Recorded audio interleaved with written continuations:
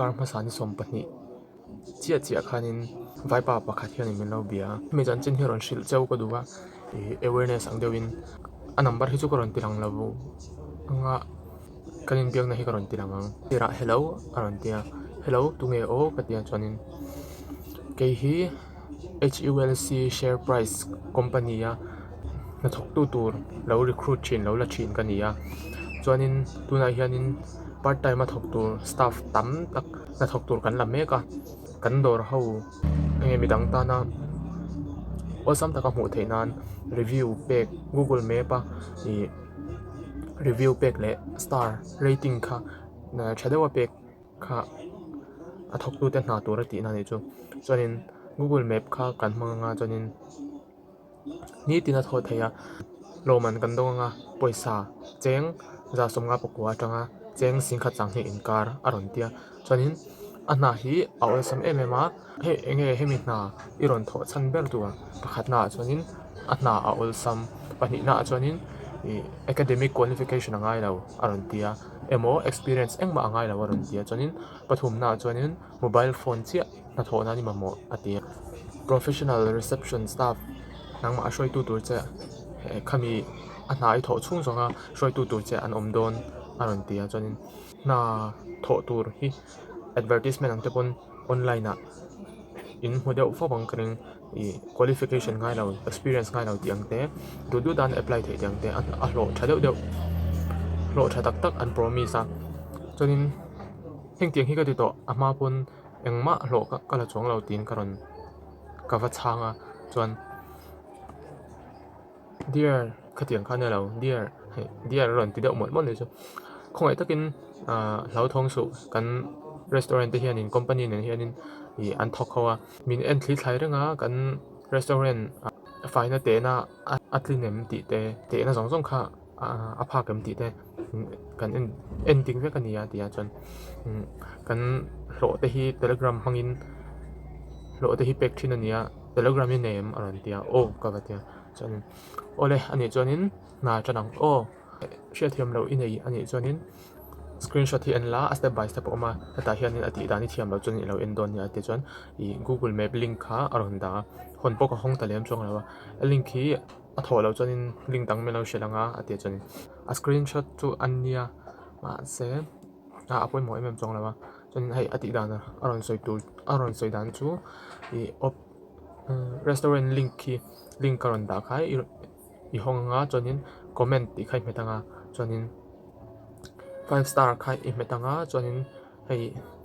until siam hi atui lutuk ti zongin a fak zong khanin I comment ang chonin I submit anga I screenshot anga meron shilang chonin cheng za somnga pakwa hlo chu heng khau hi iti zo hianin I mungal don ani aron ti ni chonin ti hianin ka chang le ta a chanen hi lo en ro u karon chiar swak thawang kati palma se inbumna ang kati report che kangai heng ho hianin inbumna ani ti aron te chiang kati ta pakhatna chuanin lo momal lo ama sai so yang khanin cheng za somnga pakwa tanga cheng sing khat sang ni lo turang khanin esoita chu hei atam lutuka katiang olsam lutuka titur chanin narin tlak tak takang chuanin an payment structure mumal tak an nei shina chuan pahnih na chuanin eng qualification ma ngai lo khai tia scammers ho chuanin qualification ngai lo ti te experience ngai lo ti te hi scammers ho mi an bum thuna man ro tangkai tak pakhat ani chuanin pathumna chuanin Google Map review business rangin ange an du wathangin review pe turin tuma an ba bengai lo hi thil di kan ni lawa Google policy nen po an rem lo ani thil phal lo ani chuanin palina chuanin company detail atira ron soyang khanin HULC share price company aron ti ta chuanin omzia nei lo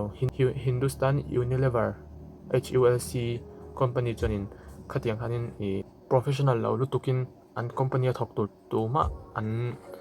an la lut don lo chuanin pangana chuanin ama sa ko soyang khanin engma hlo pek lo heng tiang company nia in chal tam tak hianin hetiang hianin review pe tur hianin an ti thin ta ama chau hi ni lovin midang pon ron ti ton ni chu khang tiang ho khanin lo tak tak am pe ngai lo chuanin paruk na chuanin telegram lo pek company rin tlak tak tak chuanin an official bank account atangin I lo chuan transfer mai ang chuanin telegram hmang hianin lo an pe tak tak ngai lo a pek thei lo tin ka wa changta chuan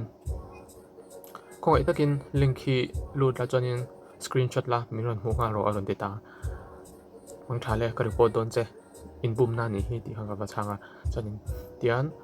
khongai takin lau thong su kan dor hian kan restaurant la kan company te hin thok khowa Christian na chungchangah po indi kan ya tiba khana ngai khana rong copy paste sam ron chang le chuanin mi ron bum tum dan hi a professional lo lutuk ka thil zia te hi han chiar chiang ro engma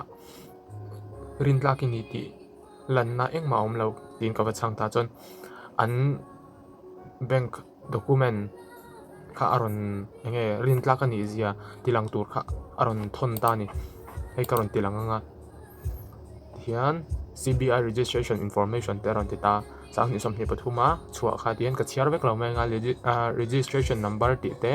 address ti te aron lang ta chonin ngun takan en chonin hei city Bangalore state California ron ti dei ta heng te hi ma om zia om lo ni chonin heta logo hin en chian chonin Central Bureau of Investigation ron ni ta om zia om lo tu hei ka chan le na hi kan noi waka document a hianin Bangalore address ron India ma state a hianin California India ma in kung kai na nei lo shim tin Financial Crime Enforcement Network hi US agency nia ma se a document a hianin Central Bureau of Investigation logo ron lang le in zom na in kung kai na engma om lo shim chonin HULC share price hi financial entity a hianin register ni lo shim ta chuanin Hindustan Unilever HULC hi consumer goods company nia chuan tiang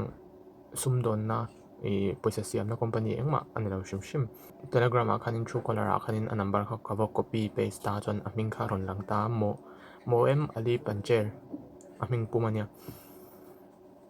better next time mo em ali pancher ting hang kha pachang a hming pum khan man chiang hle meya ron chan zomi ngai na po shat to lawa soi du chu heng tiang online na job vacancy vel advertisement post vel po in muang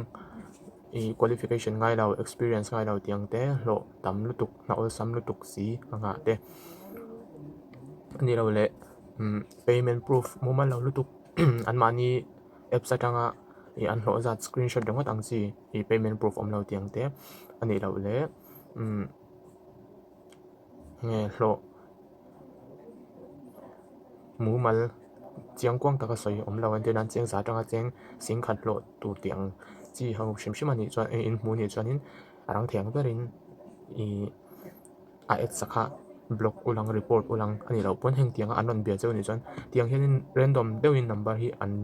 an va be kwal thina ti hian menon be phone ni maya ani lo le online service train kha tan sign up ani chuanin an lo be thei bok cheu ta heng tiang in mu ni chuanin arin tlak lo ti kha shangal top ula number kha block ulang report do chuanin heng tiang na in som lu na in don shim chuanin ama sain research nei chen do in phone ate internet in nei to research hmasak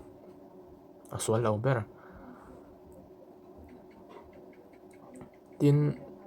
company ra hian min recruit don chuan hetiang hian du kha anwa recruit top thei lo